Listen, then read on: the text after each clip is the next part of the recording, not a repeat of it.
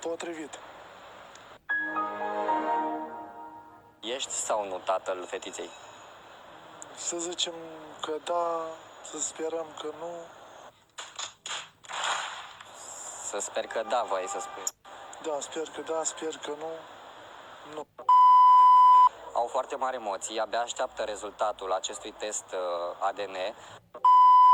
Iar Nu-ți vine să Emily, faci nimic, așa o lași. aduceți un șervețel umed, pe bune, că săraca aici că s-a făcut Rambo. Aduceți-i să-i ștergi. Păi de ce?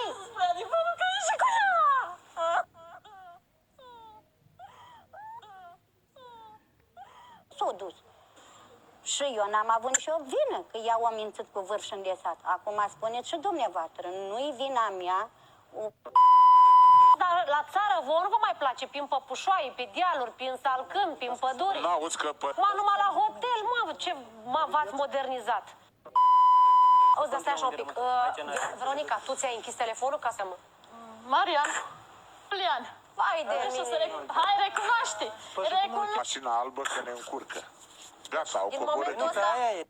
Bagă-i seamă ce zice Viorel aici, că eu nu sunt prost. Nu.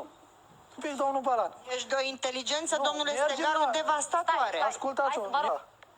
da. A doua întrebare. Câte kilograme a avut fetița la naștere, știi? Nici asta nu știu, dar știu câte kilograme are creierul tău.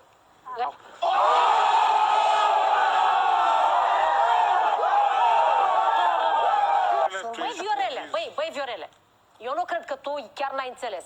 Mă, Viorel, tatăl copilului nu este ăla care stă cu mama când naște copilul.